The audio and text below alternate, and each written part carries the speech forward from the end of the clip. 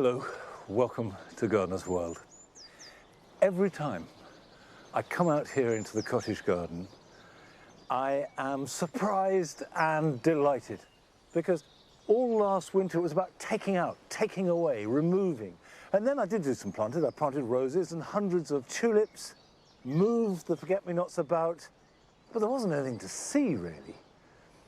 But now the tulips have come through and I am so pleased with the way that they look. And I'm always searching for that magical apricot peachy pink. It's become a little obsession of mine. But actually this tulip, this is called Apricot Perfection, pretty much is it. It could be a little bit more apricot-y, but I tell you what, it's absolutely lovely. And you have come on the one day when I think they're looking their best, because the weather, of course, has been awful. They're battered, they've been rained on, the wind is blowing up, they'll probably be all over the place in a day or two's time. But for today, they're just a joy. Now, coming up on today's programme, Adam gets a backstage pass to a stunning garden near Dublin, which belongs to the U2-based guitarist Adam Clayton. If you look back at your life and I suppose in some sense the madness of it, this is an incredible antidote to that. I feel I'm lucky because it was all instinctive. I didn't know what this would mean to me. I didn't know that this would be a place that would draw me back and give me such kind of peace. Carol continues her mission to get us all growing plants for free, and this time by division. There are 2 times during the year when it's great to divide plants. One is the autumn and one is right now in the spring. We go to Arundel Castle in West Sussex to revel in a truly phenomenal display of tulips. This is an incredibly special time of year. It just looks wonderful. For at least 3 to 4 weeks we have this cacophony of colour. Some of our early tulips look amazing, and then of course the mid-tulips then follow suit, and then the later tulips. And I'll be adding some deliciously fragrant climbers to my new scented garden.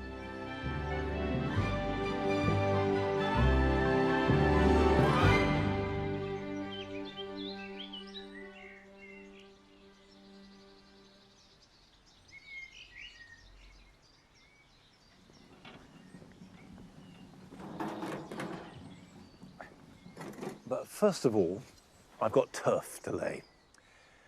Now, laying turf can be seen as the easy option to sowing seed, but that really isn't the case, because whether you're sowing seed or laying turf, you need to prepare the ground in exactly the same way, because the one thing that turf doesn't do is cover up any sins.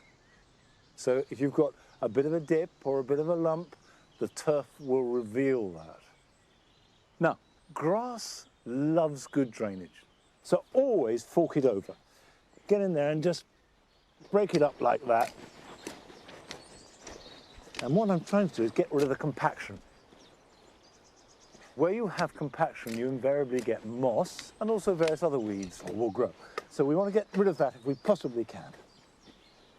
And then on this side, take out any weeds that you find, any big stones.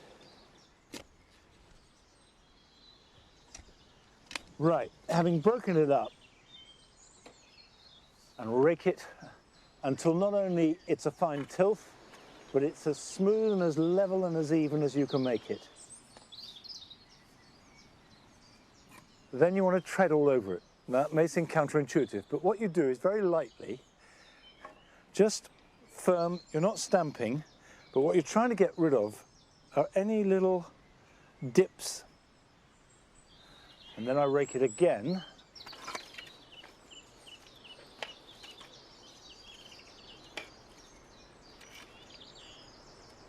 That will drop a little. So if you're coming up to the edge of a path, the grass should be proud of the path, not least so when you mow it, you don't hit whatever the material the path is made out of. Now, turf comes like this in rolls, and if you get it and you can't use it for a little bit, unroll it, because obviously there's no light getting to the grass, and it mustn't dry out, so you may need to water it to keep it damp. Right, that goes there.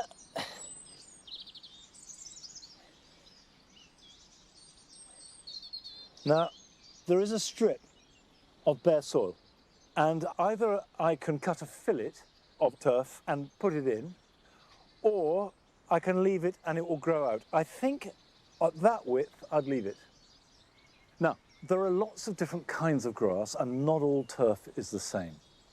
The predominant grass you find in turf mixes is ryegrass. Now, ryegrass is really tough, and it's very hard wearing and perfect if you've got kids, dogs, if it's a path where you're going to go up and down, which of course this is. So what I've chosen is a ryegrass and fescue mix. But if you want a fine lawn, then you want much less or even no ryegrass in the mix. Now, when you lap two joints together, the edges will dry up. So you need to make sure they are absolutely tight together. Don't leave a gap.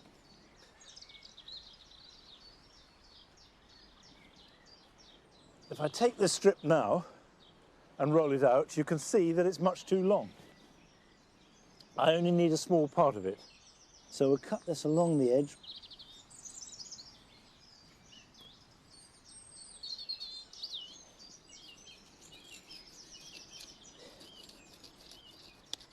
Right.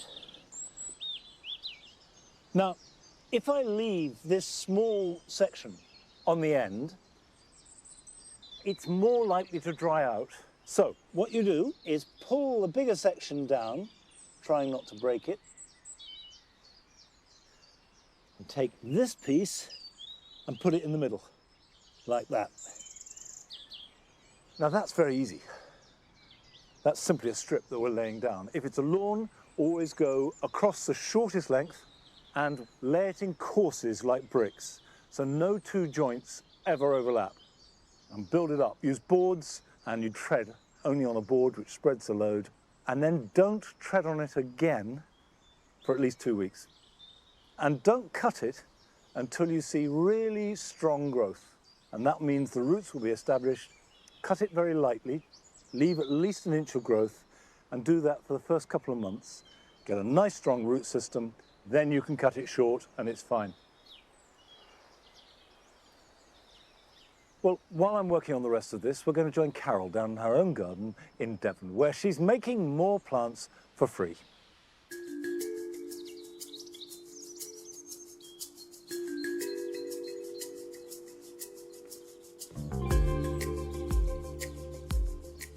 You know, you can feel it. You can just feel the spring.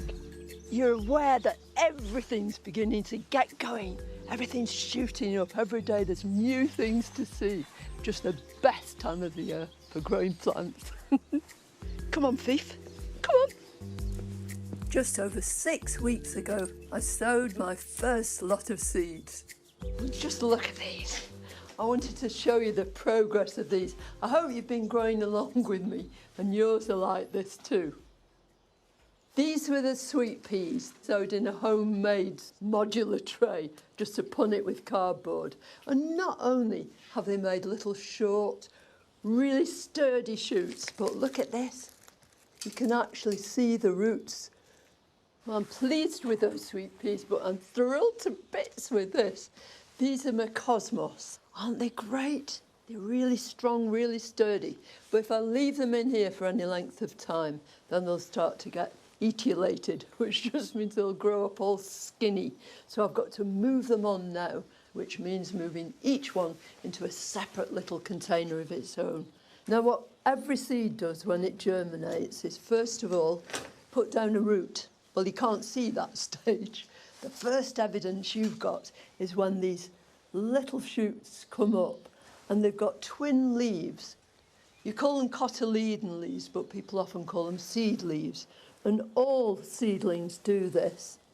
When you're picking up your seedlings, never ever pick them up by the stem, by the true leaf that's at the top, or any other bit. Just use these lovely seed leaves, because they are dispensable, so even if you break them, it won't harm the plant.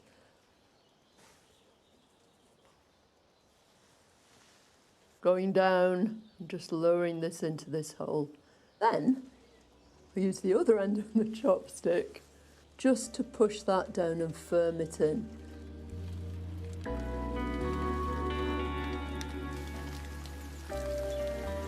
I'm glad we came in here because it started to rain, so it's a really lovely job to do when you can't work outside. After a shower of grit for my seedlings, there's a much needed break in the rain, meaning I can get on in the spring sunshine.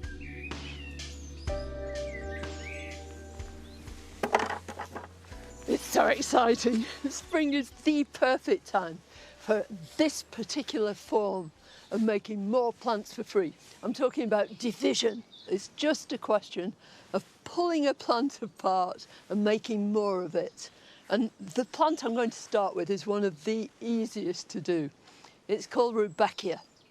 In the late summer and autumn, this whole place is glowing yellow with the flowers from this, but right now it's just small and green and perfect to divide.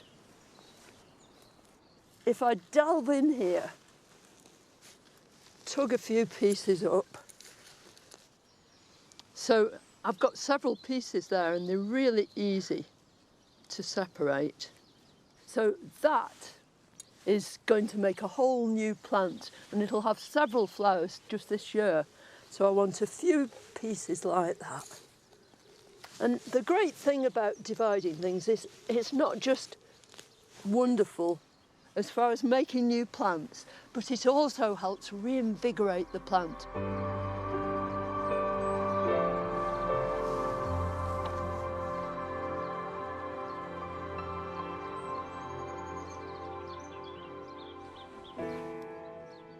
There are two times during the year when it's great to divide plants. One is the autumn and one is right now in the spring. So for anything that flowers late, spring is always the best time. And equally, for anything that flowers early, divide it in the autumn. But this is going to be divided right now. It's Helenium Eldorado. It's got bright, sunny yellow flowers and lovely sort of velvety doorknob centres in bronze. It's gorgeous. I'm just going to pull the whole thing out onto this sack. I didn't put that down for you. No, that's for the Helenium. Here we go. Right.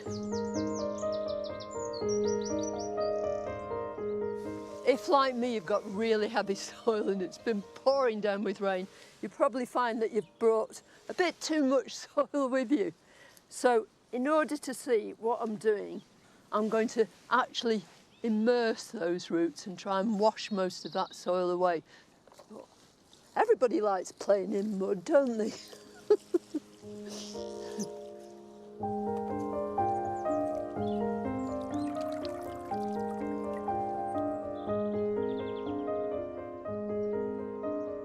And all I want to do now is literally pull rosettes from here.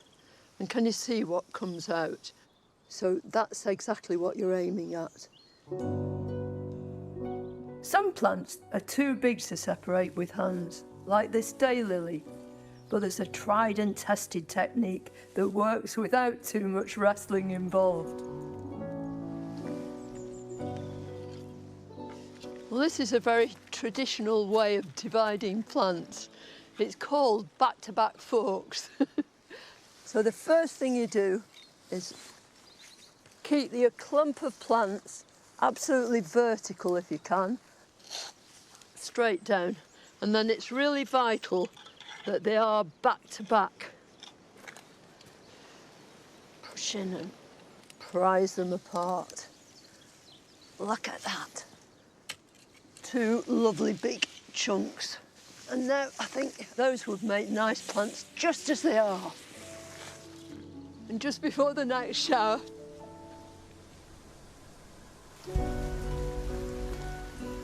these clumps of hemerocallis or daylilies will provide a free rainbow of colour across the garden by the summer.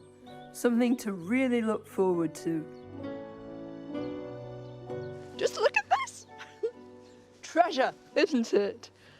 Absolutely loads and loads of plants, all for free. And I'm going to plant a whole load of them into this little bed. But even if you haven't got that, I'm going to plant a whole load of stuff into this pot here. So if you've got a courtyard or a balcony or anything, you're just growing things in a pot, then you can do exactly the same thing.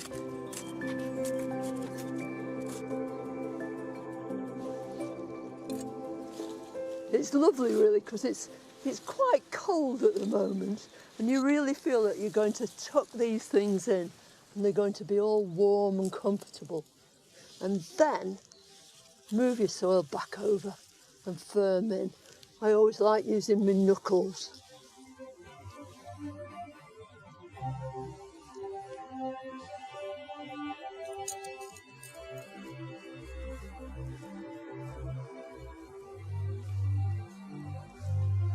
Well, our seeds are coming along fine, and we've divided all sorts of plants, but next time we're going to be doing one of the most exciting forms of propagation of making plants for free, and that is taking cuttings.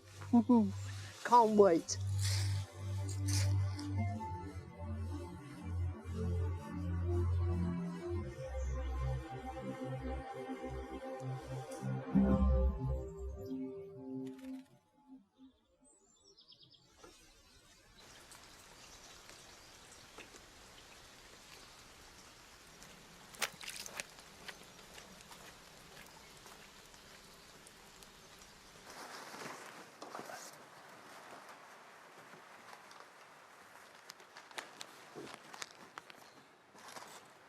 That reminds me, I've got cosmos that I need to prick out. And the one thing I've learnt over the years, when it comes to seedlings and pricking out and potting on and planting out, is that timing is essential.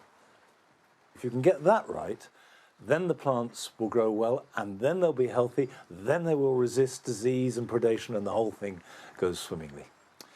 Now, it's time to plant sweet corn. Sweet corn is a symbol of summer, if anything is. And if you plant sweet corn now, it should be ready to plant out round about the end of May and harvest end of July into August onwards. This is a variety called Swift, which is fairly early to crop. It doesn't have the biggest cobs, but they're very sweet and delicious. And you can see the seeds are really big and easy to handle. So just push one in, like that. Use plugs rather than the seed tray, because sweet corn are big plants with a fairly long root. There we go, pop those back in there. And I will cover these over lightly with a little bit more compost. The vermiculite would do the job just as well. Level that off. A label.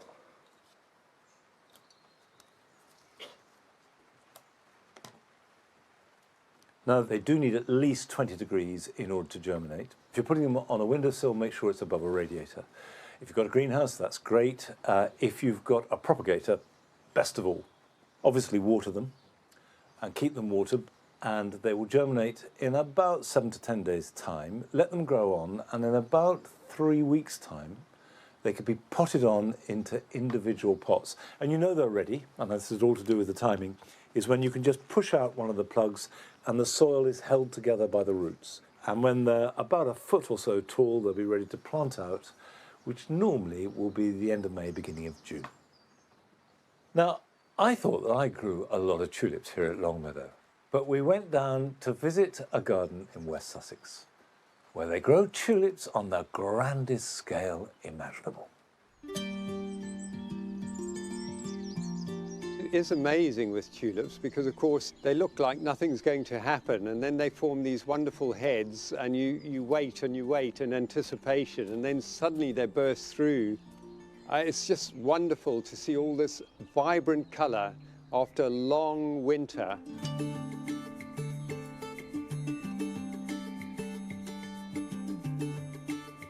I'm Martin Duncan. I'm the head gardener at Arundel Castle and the landscape designer.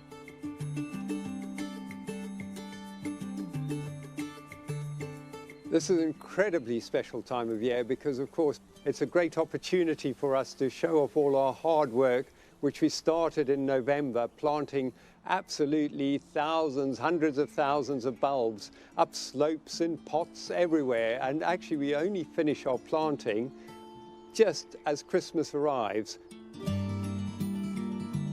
Some of our early tulips look amazing, and then of course the mid tulips then follow suit, and then the later tulips. So it just looks wonderful. For at least 3 to 4 weeks we have this cacophony of colour.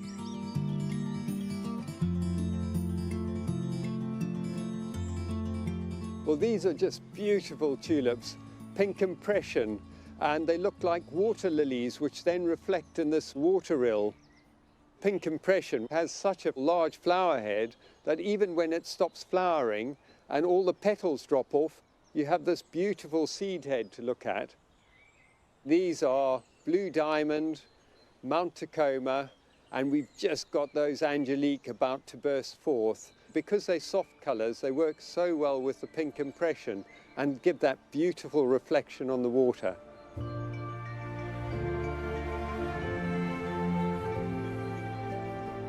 The perennial tulips I find which come back year after year are the Darwin hybrids and even the lily-flowered tulips. There are some incredibly extravagant tulips which are wonderful, however, they tend not to come back as readily, so they will come back, but they do digress and get a lot smaller.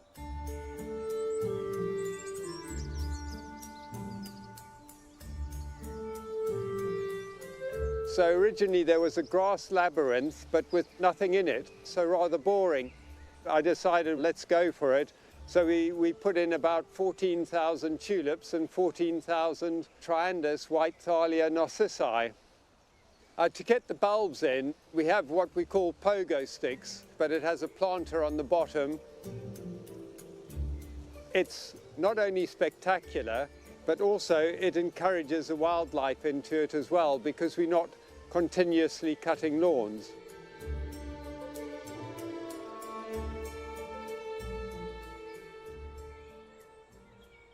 The very important thing with tulips, before you grow a tulip or you're buying a tulip, you must always look at it, make sure it's got no blemishes and that it's a reasonable size.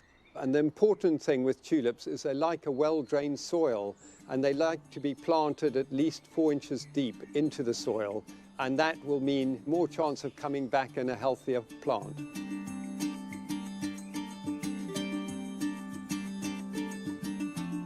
Well, these are the tropical borders, and yeah, it's amazing to think that you can actually use tulips in a tropical border. We've got these amazing Olympic flame and perestroika, El Nino, in amongst other plants which are just coming through, Persicaria, red dragon. Then we've got Trachycarpus fortunii, these amazing palms. Anybody at home could do this, whether it's in a hot border or in a nice soft herbaceous border.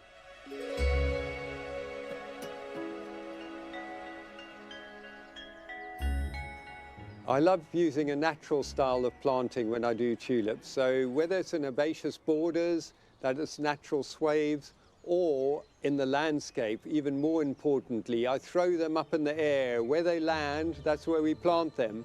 There's nothing worse than seeing straight lines in a landscape.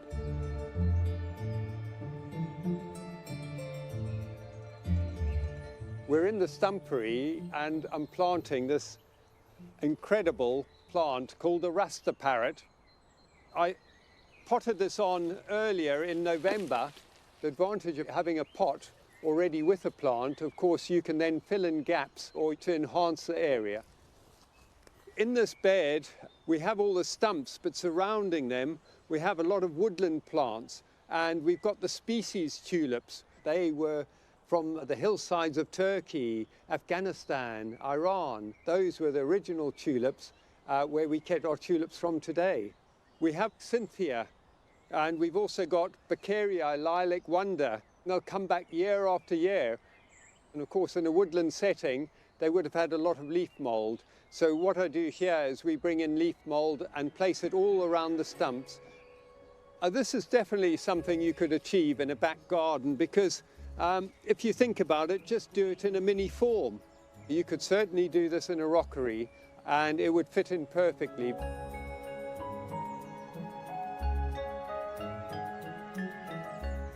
Tulips are fantastic in pots. You half fill the pot, and then as long as you plant, you then place all your tulips really very close, cheek by jowl, and then you top up with 4 inches of compost. You can either use a liquid fertilizer or liquid seaweed, or you can put in a slow release fertilizer with the compost. But the important thing, you really must water them. So once they start showing heads, don't forget to water them. Once they die right down, then lift them and then clean off the bulb and store them like you would an onion in the dark on a tray, and then put them in a bag. Once you've cleaned them off properly, you can then replant in the autumn.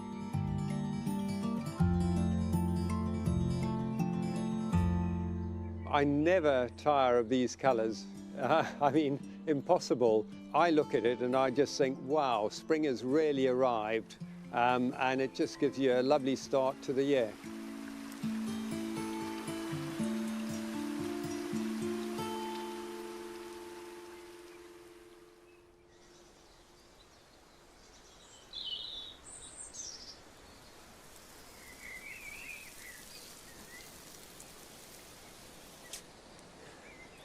The Tulip Festival continues to the end of the month at Arundel Castle, so do go along, and all the details can be got from our website. Now, I'm watering this because even though it's been a very showery day, it's important that this doesn't dry out. So unless there's significant rain, give it a good soak every day. Once the roots have grown, they can take moisture from the soil, and you'll know the roots have grown because the grass will grow. And don't tread on it until you make that first cut, and that will be when there is significant growth. Now, still to come on today's programme. We meet a gardener for whom the colour and beauty of plants are crucial, but the names not so much. My favourite flower is delphiniums, because the height and the different colours. All I can tell you, not by name but by colour. The blues, very sky blue ones, the dark blues. And Adam goes to Dublin, where he meets the U2 bassist Adam Clayton in his garden. What does gardening give you? Well, it takes my mind out of myself. You know, I start to see the colours, I start to see the form, I start to note the time of year, and I just go into a different world.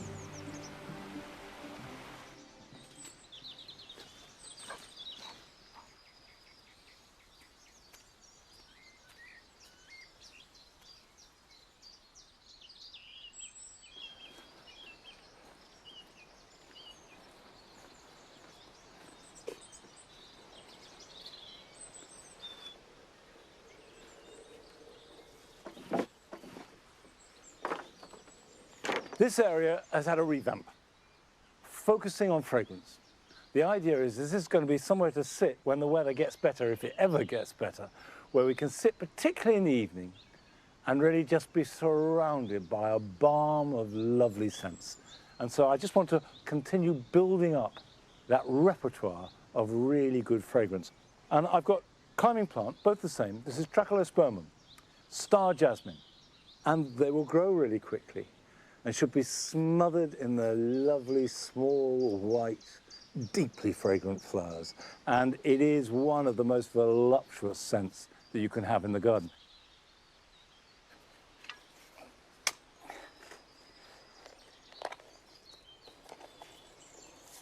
Now you can see that this star jasmine has got evergreen leaves, whereas our normal jasmine at the back is deciduous, and that will develop its leaves very soon.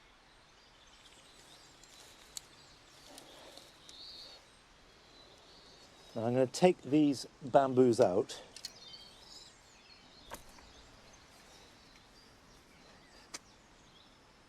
Let's firm that in.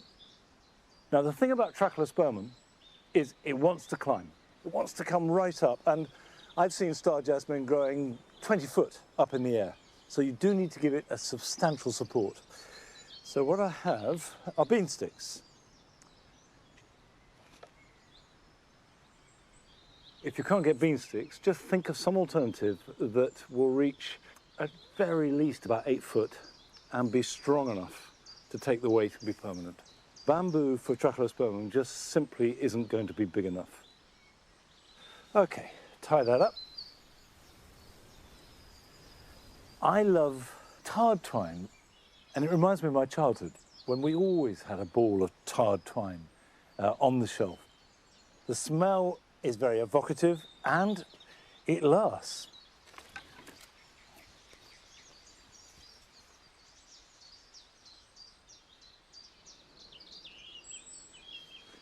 Right.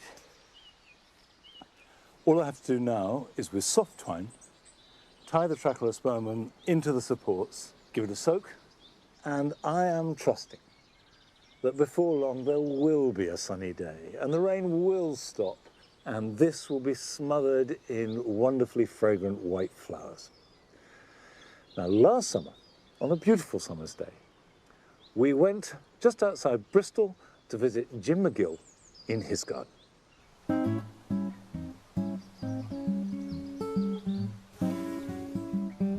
I love all the bright colours. It just gives you peace of mind when you come out every day and look at it, which I come out every morning. Do a bit of watering, a bit of potting on, and just feel relaxed. That smells absolutely gorgeous. Hello, my name's Jim. I've been here with my wife Carol for 55 years. People say, well, you can't put this plant alongside that plant. That doesn't bother me. If I got pink alongside something else, that's where it's going. That's it. That plant's going in there.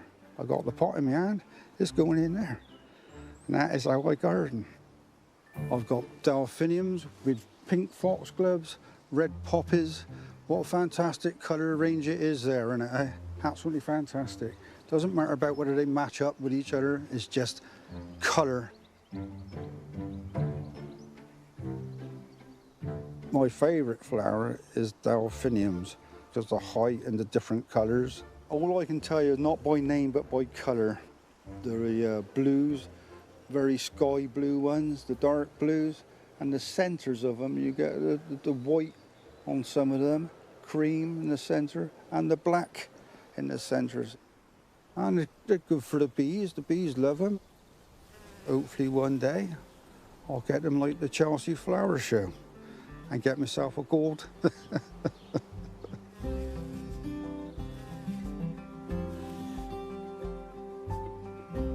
This is a delphinium, which is more of a purple colour. It's a dark centre to it. It's a really nice colour on this, and it is nice and bushy. Now when this is finished flowering on this here, I would cut right down at the bottom of the stalk, and then we'll get a second flush this year. Sow the seeds, take the seeds off. They're fresh then, you get them like at the end of the season, say September, put them in these deep trays and let them grow up. They'll come up about this tall, and then lead them for the winter, and they'll die back, put the glass over the top to protect them, and then in the spring start watering them and give them a feed. I then pot them on, and this is what they've come to so far. Some of them's got the flowers on as well.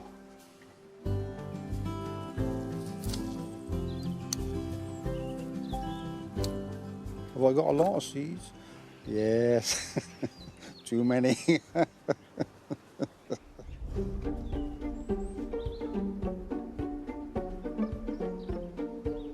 There's better greenhouses about than what this is. A bit of a mess in here. Look at the foxglove seeds in there, look. Loads of them. Give them away. My fallen in love poppies, look at the seeds in there. Lots of seeds. This is my delphinium seeds from 2021. I've got delphinium seeds from 2022. I've got some walls in the top, so let them vent, keep them nice and dry. I can remember when I was about 4 or 5 going into the shed, and there was a plant, some plants hanging up from the roof.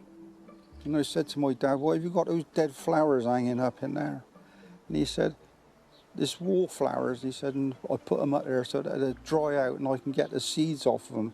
And that was the first time I realised, you know, you could grow your own plants from the seeds you collected. And that taught me a lesson then, you know, right from young. He was good at gardening, my dad. I used to spend my time with him gardening.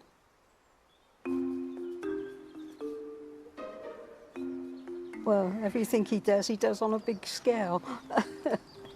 He don't do half measures, Jim. When he plants seeds, he can't plant half a packet. He got to plant the whole packet. And then he says, "I've planted too many."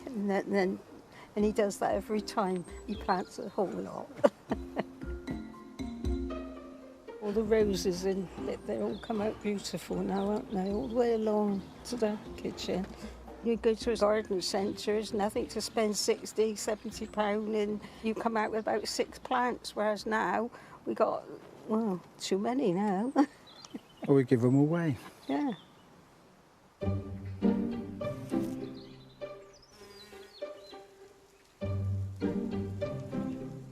I bought 3 clematises, and it was £3 each, and brought them back and put them into the bigger pots. And the deeper pots, you get a nice root ball growing down in there. But when I plant them, I'll plant them right up to about here and give them a good chance. So they'll have a nice root ball on there when they go in the ground. If you buy them small and pot them on yourself, then you've got the same plants, but for a lot cheaper. I got these lovely, lovely geraniums. Some people call them pelargoniums, and I absolutely loved them. And from buying them for just these little pots like this, and then putting them into 3-inch pots to get them like this now, and they're looking really healthy. Nature, when it first started off, there weren't no rules, was there, you know? When life began and plants started growing, there wasn't a rule book and say you can do this, you can't do that, you know? It just grew. And if you do it, the world ain't going to stop going around, is it? You know, it'll grow, it'll come out, it'll flower, and I'll be happy.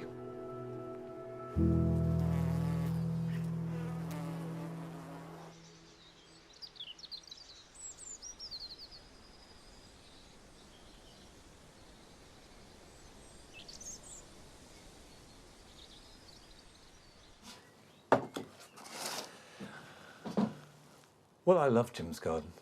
That's how a garden should be. Now, this is a dahlia called David Howard. It's one of my favourites. It's got a rich sort of burnt orange flower and dark foliage. But rather like tulips, dahlias can be very variable in their ability to come back year on year. So it's a very good idea to take cuttings. And dahlias reproduce really well from cuttings. Now, I forced this, which means that I potted it up and then put it in the greenhouse so it was warm, kept it well watered, and that has made it grow much faster than other dahlias that are either still outside in the garden or have been potted on and put somewhere relatively cool. So we've got nice, good growth, and cuttings are best anything from between 2 and 6 inches. So this is absolutely perfect. Now, you need a sharp knife for cuttings, and particularly so for dahlias, because what you want to do is nick a little bit of the tuber. So when you're potting them up for cuttings, don't bury them deep. Put the tubers so you can just see them above the surface. And slip it on the inside of the stem and go down until you can feel the tuber, and then just cut it off. There we go. And that is 1, and I'm going to take 2 from this. So get the knife in again, go on down until I can go no further, and then cut. Right, we'll put that to one side. Now with the cutting, if you've got all that leaf, that will transpire and lose a lot of moisture before it can grow roots to feed it. So if we just cut these leaves off close to the stem, that will allow time for roots to grow and give it new life. Right, that's our cut material. Now you can see What I've got here is pure perlite, because I've found over the years that perlite actually is one of the best mediums for taking cuttings of any sort in. Because when you're taking a cutting, it doesn't need any nutrition at all. What it needs is oxygen and water. Now what I will use is one of these which will help me make a hole. And just in one corner, I'm going to put this one like that. And in the other corner, this one here. Top it up with a bit more perlite. Now, I will water that, and either you can put it in a mist propagator if you've got such a thing, or you could mist it with a hand mister 2 or 3 times a day, or you can use one of these polythene bags, and they do work incredibly well. Put it over the top of the pot, and then just tighten it. Having watered it first, and what you'll find is that as the foliage transpires, the water is collected on the polythene and keeps the air moist. And you'll find that actually dahlia cuttings grow roots very quickly. They will start to grow roots within a week or so and be ready to pot on after about 3 to 4 weeks into compost, which has nutrition. Then the young plant will grow strongly. But for the moment, we just want those roots to form. Now, last month, Adam went to Dublin to visit the garden of rock royalty, and he found it full of flower.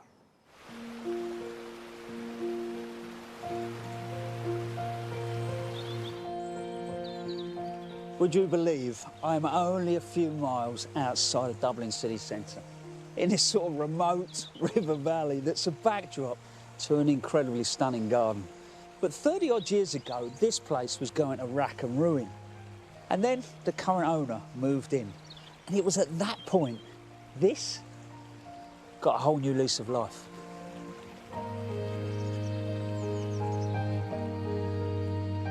You may be surprised who the custodian of this garden is. I am. I've watched him over the years a lot, but most of the time he's been on a stage with a guitar. It's U2's Adam Clayton. Yeah, he's rock and roll royalty, but I got a sense he knows a little bit about gardening too.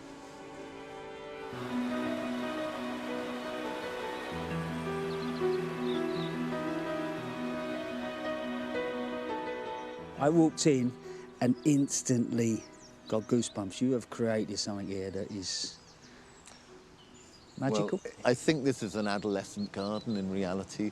You know, I've put 30 years into planting and shaping it, and it's, you know, I can just see what it's going to be. I might not be around for it, but I can see where it's headed. Take you right back to the beginning. How did this all start? Well, the very beginning was, for me, I went to a boarding school at the age of 13, which is literally over the other field there. And I used to kind of look over the wall and come in here, and, you know, the early days of smoking cigarettes and having a drink. I'd come in here and there was this lovely little river that ran through it. Anyway, fast forward to, we're looking for somewhere to record the Joshua tree, and our management picked this house, and I'm going, oh my goodness, this is like one step over from my boarding school. How weird to come back here. So we recorded the album here, and at the end of the recording, the owner said, look, if any of the band want to buy the house, you know, I'd be up to taking the cost of the rental off the house. Right. And I thought, oh, there's a bit of a deal there. And I didn't really know what I had, but I knew that whatever happened after the Joshua tree, I did not want to be walking out my front door into a street. Yeah, because interesting, because I mean, that album, it was the bit that brought you to the world, wasn't it?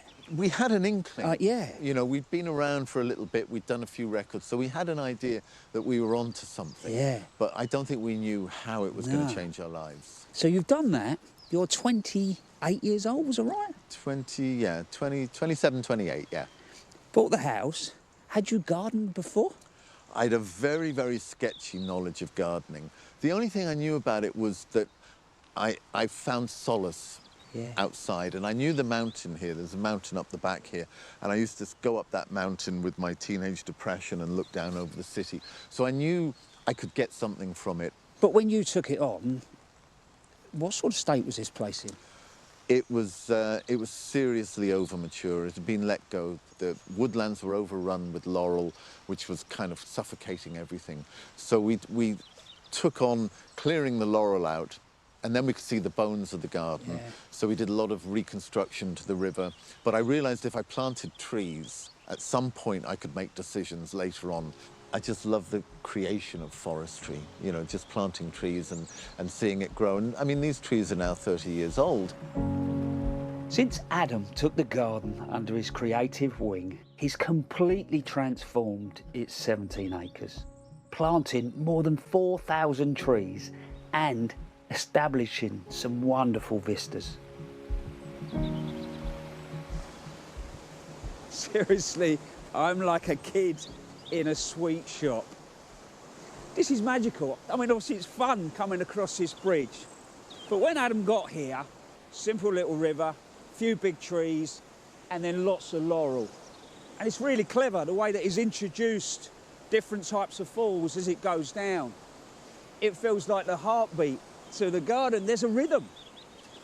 But the trees that he's added look so natural. It still looks like it's been here forever. There's tree ferns just through. It literally feels like another world.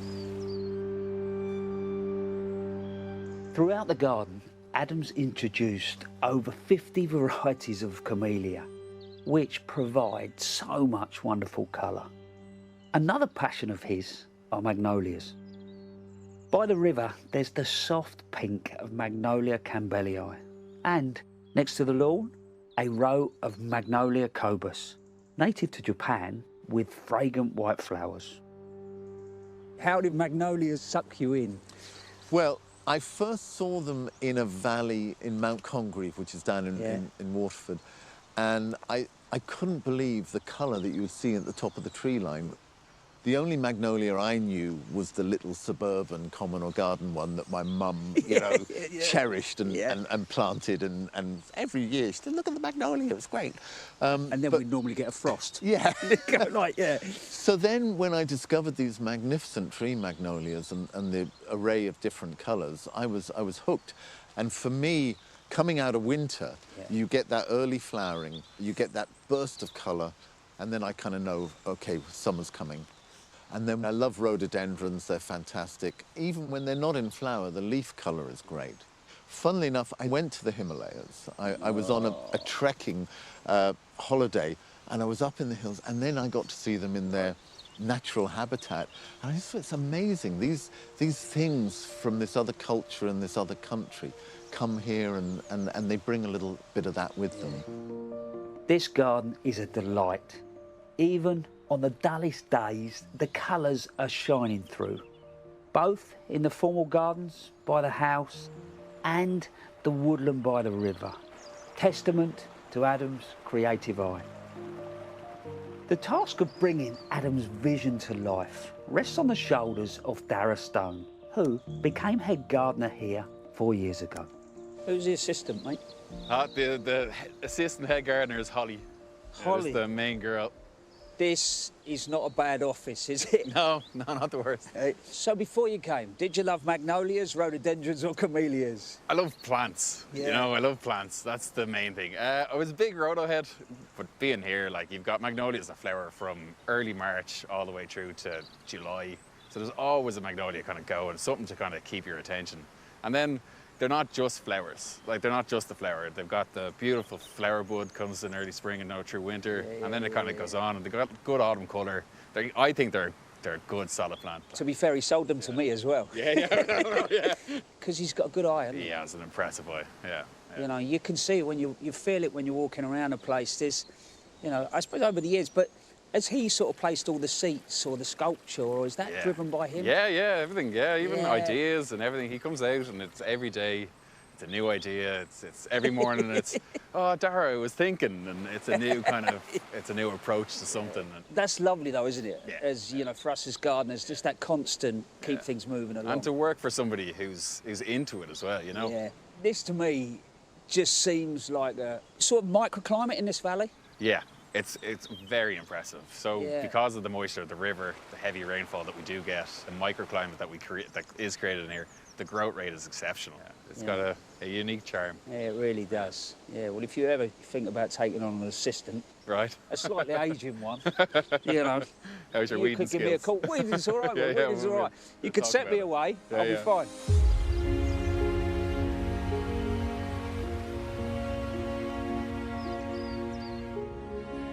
This is what I call my greatest hits walk. Yeah. I come out of the house in the morning and I walk up the other side, up to the top waterfall, and then come down here. And that way I get everything that I need. And I don't know what it is about the fresh water, but whether it ionizes the air or something, it sets you up for the day. What does gardening give you? Well, it takes my mind out of myself. You know, I start to see the colors, I start to see the form, I start to note the time of year, and I just go into a different world.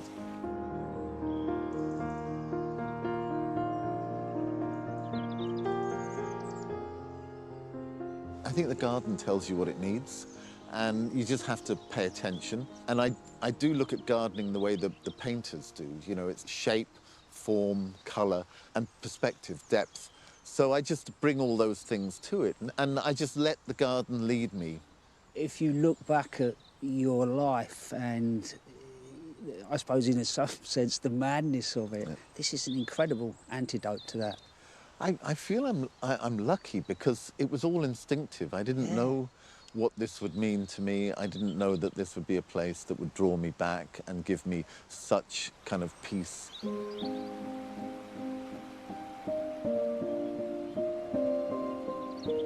This really is some place. I feel like I'm smiling on the inside. But to think that Adam took this on in his late 20s, I get a sense that the place sucked him in. Then he fell in love with magnolias, rhododendrons, camellias. When it's not just a great garden, it's also fun, it's intelligent, it sits comfortably in its landscape. But as a gardener, I've spent years watching you two and Adam Clayton on a stage. To think that he gets gardening, for me, is pretty cool.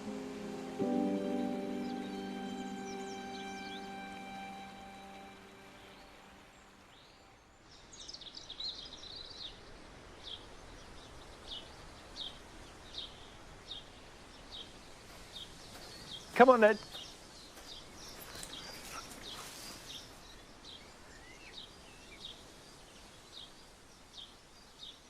Something that Adam Clayton said really resonates, and I agree with so much, and that is the most important thing to create a garden is to pay attention. And if you really pay attention to the garden and let it speak to you, then it will tell you what it needs and what it wants. So it's fantastic advice, that. Pay attention. Now, here on the mound, I did an experiment last year, which was to plant cannas and dahlias and bananas and leave them out all winter. The first time I've ever done that. And the reason for it was because it was costing me so much to heat them and protect them from the cold, and that was contributing to climate change, which was contributing to the extremity of cold and the extremity of wet. And I just thought, this is a nonsense. So I'm going to leave them out. Now, underneath here are cannas that have been mulched, and they are coming through. So hopefully, fingers crossed, they're alive. And I fleeced the banana here.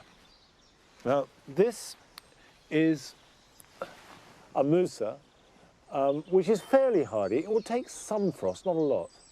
And we did have -7 in December. But for the last 3 months, it's just rained constantly. Bananas don't mind the wet, they like the wet. But they do need ventilation, so I'm slightly worried it might be rotten in there. And the combination of wet and cold is not good. So it is a bit of a gamble.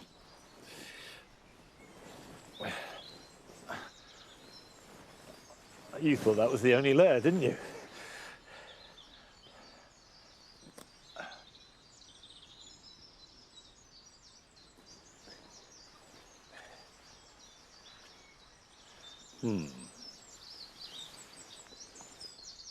Oh, there's life in that. Look, look, green. That is fresh green leaf, so that's good news. It's survived, it's come through the winter. Great. Well, I've got another one on the other side, so I'll get on with that. But while I'm doing that, here are your jobs for the weekend.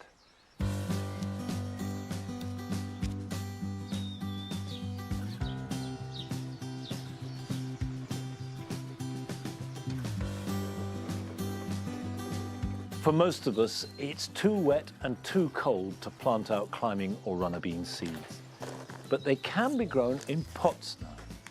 I'm putting 2 to each 3-inch pot, covering them over lightly with compost, and then putting them somewhere warm to germinate. Water them well and keep them watered, and they should be ready to plant out, having hardened off, in about 6 weeks' time.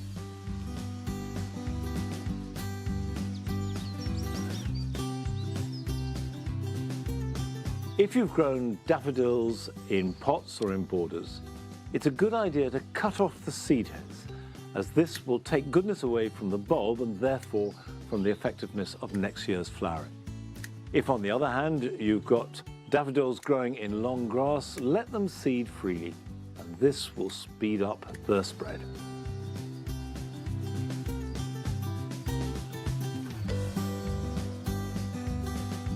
Early spring flowering shrubs like forsythia should be pruned as soon as they've finished flowering. This is because the flowers are produced on the growth made the previous summer, and it means that everything you see now will not have flowers next year. So remove anything unsightly, damaged or crossing, anything that's too long or too spindly, and then when you're happy, leave it to grow.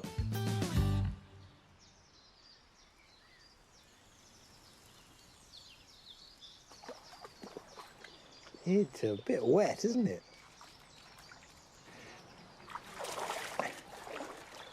Well, for all our business in the garden and the need to get on and do things, there are some things you just simply can't control, like the weather, and clearly that is a really good example.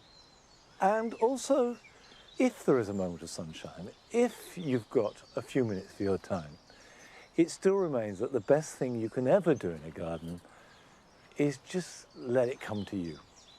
Just enjoy it for what it is right now.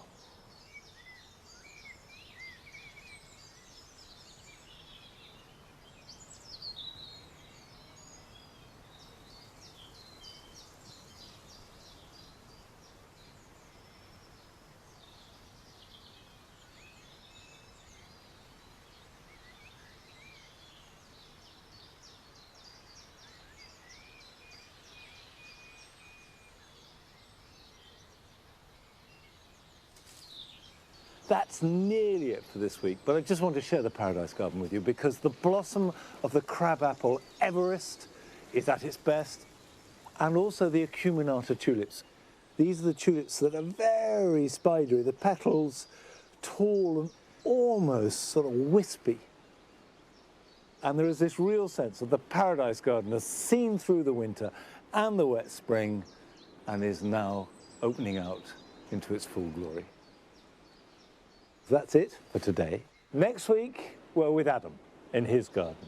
And I'll see you back here at Longmeadow in a couple of weeks' time. So until then, bye-bye.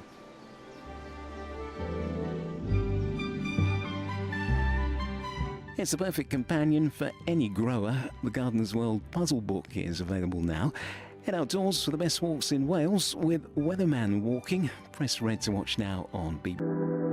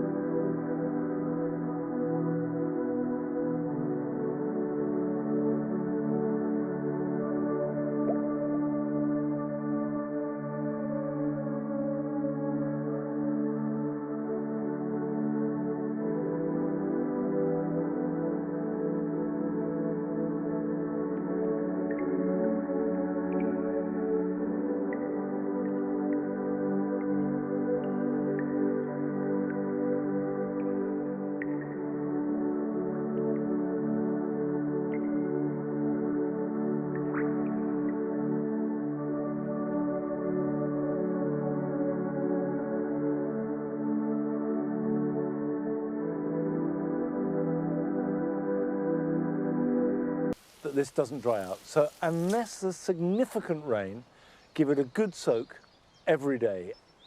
Once the roots have grown, they can take moisture from the soil. And you'll know the roots have grown because the grass will grow. And don't tread on it until you make that first cut. And that will be when there is significant growth. Now, still to come on today's programme. We meet a gardener.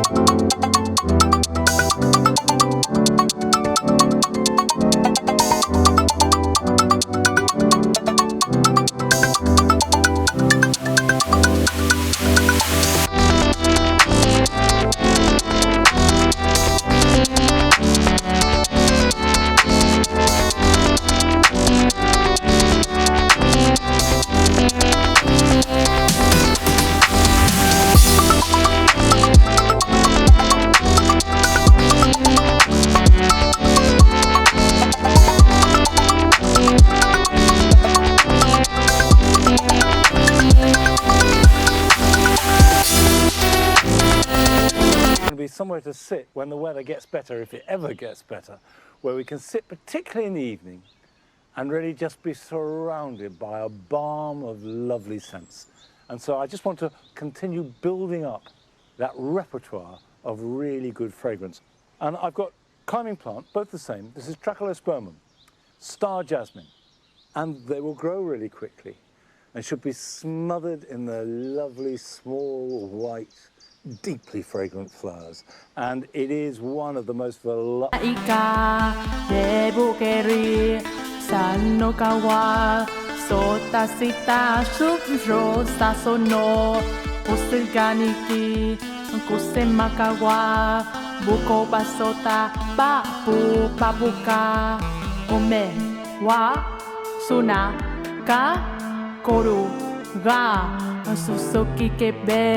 Nimikamo kakukugai wakaki e aruz nastato.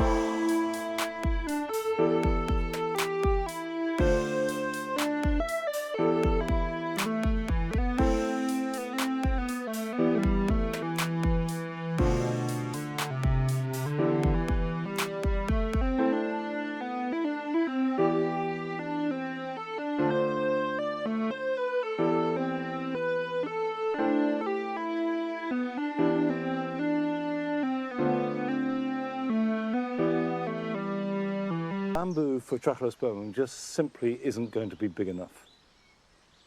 Okay, tie that up.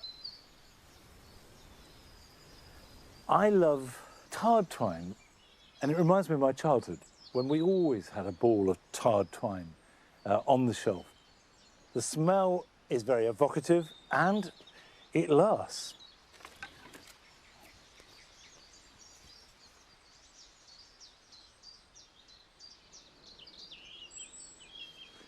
Right, all I have to do now is with soft twine, tie the Trachelospermum into the supports, give it a soak, and I am trusting that before long there will be a sunny day and the rain will stop and this will be smothered in wonderfully fragrant white flowers. Now last summer, on a beautiful summer's day, we went just outside Bristol to visit Jim McGill in his garden.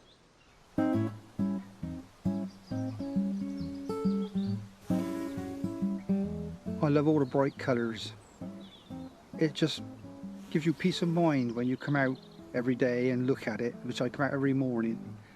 Do a bit of watering, a bit of potting on, and just feel relaxed.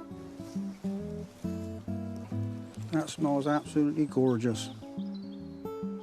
Hello, my name's Jim.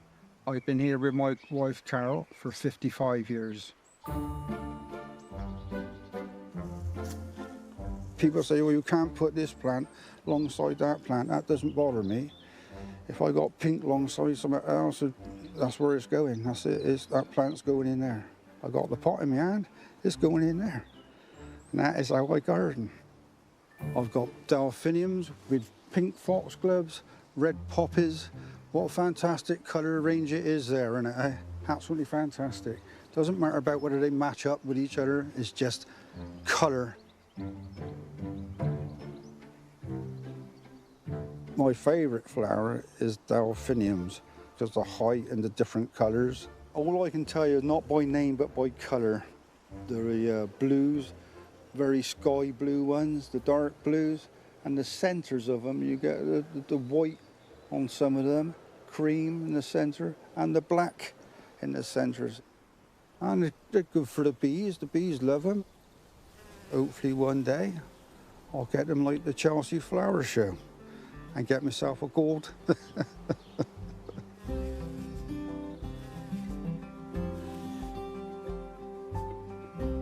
This is a delphinium, which is more of a purple colour, which a dark centre to it.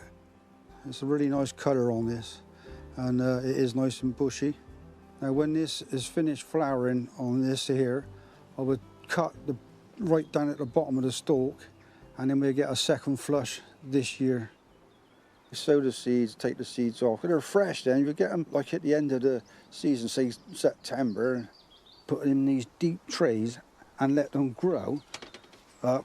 They'll come up about this tall, and then lead them for the winter, and they'll die back, put the glass over the top to protect them, and then in the spring start watering them and give them a feed. I then pot them on, and this is what they've come to so far. Some of them's got the flowers on as well.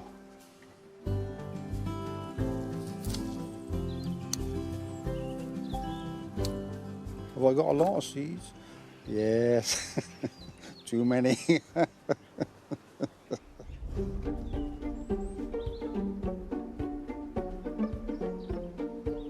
There's better greenhouses about than what this is. It's a bit of a mess in here. Look at the foxglove seeds in there, look. Loads of them. Give them away.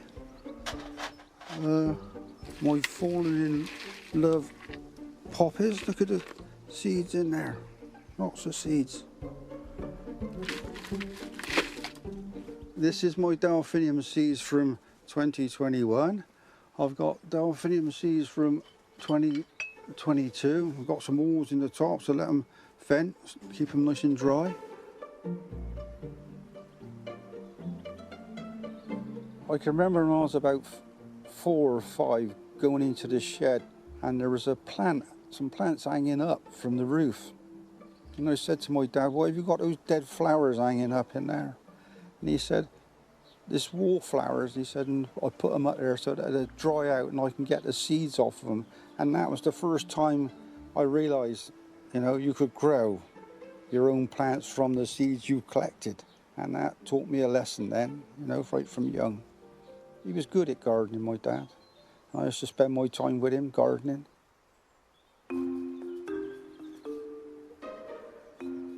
Well, everything he does on a big scale. He don't do half measures to him. When he plants seeds, he can't plant half a packet, he's got to plant the whole packet. And then he says, I've planted too many. And he does that every time he plants a whole lot. All the roses, they all come out beautiful now, aren't they? All the way along to the kitchen. You go to a garden centre, there's nothing to spend 60, 70 pounds in. You come out with about 6 plants, whereas now we got, well, too many now. Or we give them away. Yeah.